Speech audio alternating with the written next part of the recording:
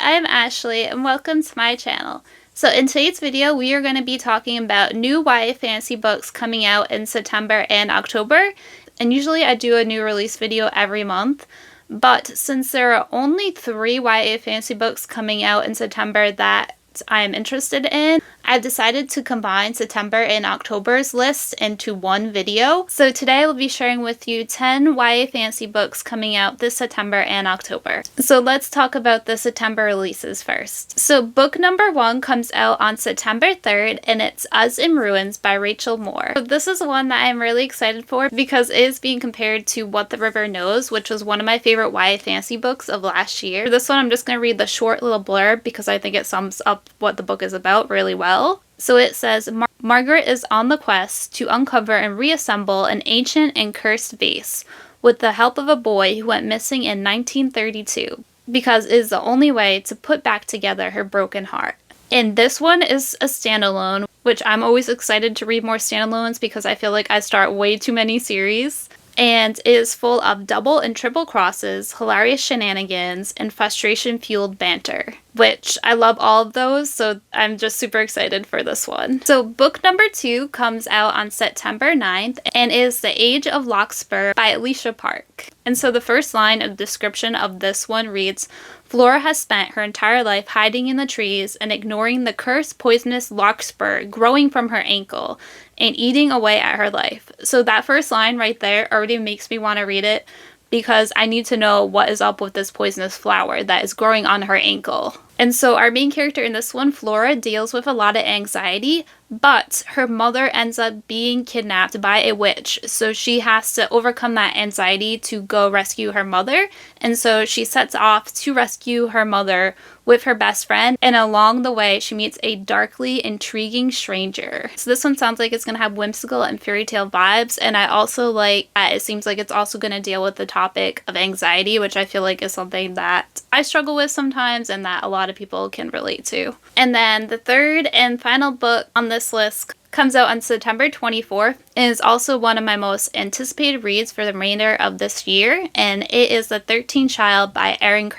So this one is inspired by the Grimm brothers' dark fairy tale Godfather Death, and in this one our main character Hazel is a 13th child, and as such she is promised to the gods. And so the gods determine her entire life and they decide she is going to be a healer. So she is given the gift that when she looks at someone who is sick, she is able to automatically tell how to heal them. The only downside of having these powers is that she can also see when someone is marked to die, and if they're marked to die, she can't save them, she has to help them pass on. In our story, Hazel is going to run into a dilemma because she ends up going to a castle to heal the king there, but she learns that he is actually marked for death. So now she faces this dilemma of does she save him and go against the gods, or does she let him die as she's supposed to? And to add more confusion and chaos to this mix, she ends up meeting a prince at this castle who has a disdain for everyone and everything, but you know that she is probably going to end up befriending him, and that's probably just going to complicate matters even more. So I'm really excited for this one because Erin Craig is one of my favorite authors. I've read all 3 of her books and I loved every single one,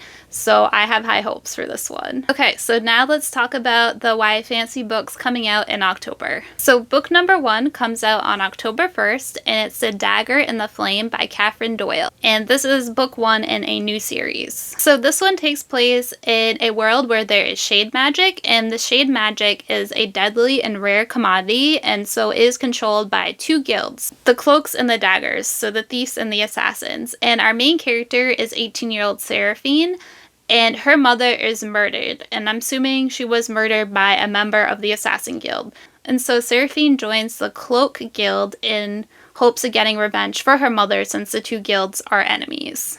But when Seraphine finally meets a member of the Dagger Guild, it is none other than the dark-haired, silver-eyed heir to the guild, a boy named Ransom. And so, of course, the 2 of them are attracted to each other, and so our story goes from there. So this one sounds like it's going to be full of forbidden love, enemies to lovers, and also magic because it is mentioned that Seraphine has a special hidden ability, and it is an ability that surprises Ransom because he's never seen anything like it. So it is apparently very rare.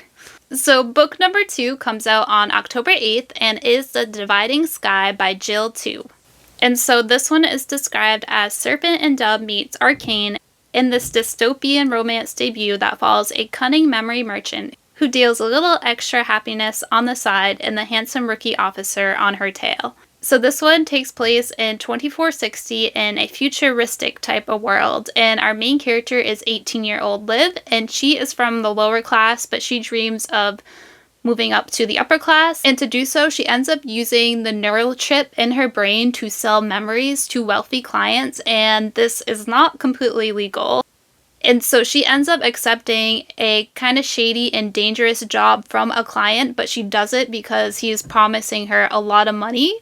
Our second main character is Adrian, and he is essentially a cop, and he ends up going to try to find Liv because her dealings with people have ended up messing with their brain chemistry, but when he does finally find her, she doesn't have her memories anymore.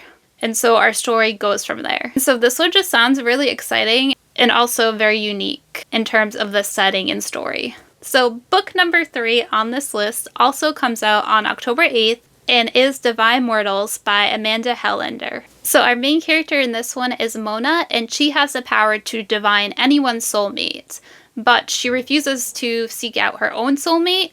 But one day she is sent to figure out the soulmate of the king because he is dying and he doesn't yet have an heir. And when she does look into who his soulmate is, it ends up being her.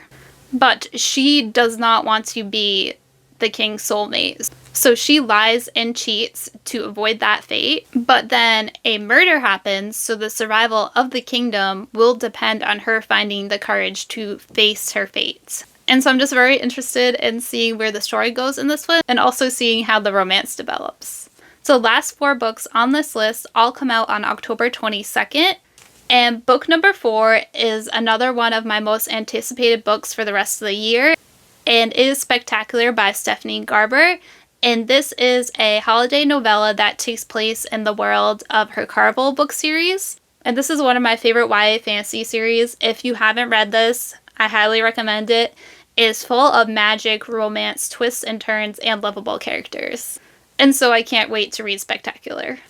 Book number 5 on this list is The Blood Orchid by Kylie Lee Baker, and this is actually the second book in a duology, and I haven't read the first book yet, but I put this book on this list because it is a duology that I really want to read at some point. So this one follows our main character Zelon, who is from a poor family, but she dreams of becoming a royal alchemist so she'll be able to provide for her family. However, for the time being, she is just trapped in her small town performing in a legal form of alchemy, which is raising the dead in order to feed her family.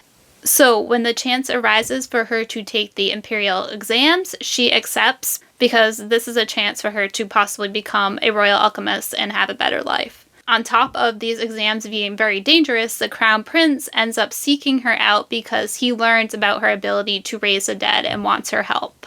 And so our story goes from there. Book number 6 is The Hollow and the Haunted by Camilla Rains. So the description of this one reads, in this darkly magical fantasy debut set in Washington State, a closeted teen psychic foresees the death of his sworn enemy and is forced to work with him to save his life. Sparks fly, but some ghosts don't want to stay buried. So this one just sounds like it's going to be very atmospheric with ghosts and creepy cemeteries and psychic powers, which are all things that I love. And also the enemies to lovers romance in this sounds like it's going to be super cute and sweet as well. So book number 7 and the final book on this list is 11 Houses by Colleen Oakes. So this one is described as Twilight meets the Mist and this epic romantic tale of mysterious island and the houses who have stood for centuries to guard against a dreaded nightmare of beings waiting to strike from the ocean's depths. That alone sounds super intriguing because it's Twilight, but Twilight meets the Mist, and there's some creatures coming from the bottom of the ocean.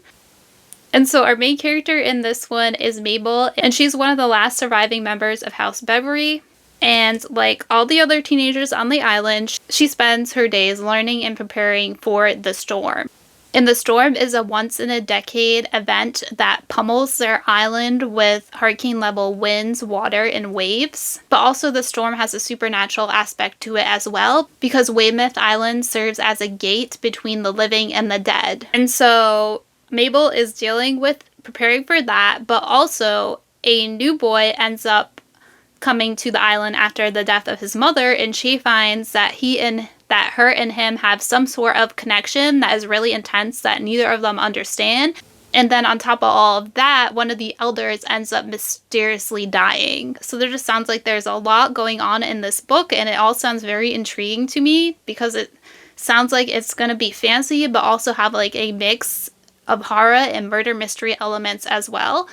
And this book is very much giving me the vibes of House of Salt and Sorrows, and I love this book. So since this new book is kind of sounding like this, I hope I'm also going to love this new book as well. So those are 10 new YA fantasy books that are coming out this September and October. Let me know down below if any of these sound interesting to you. And thank you so much for watching. Until next time, bye!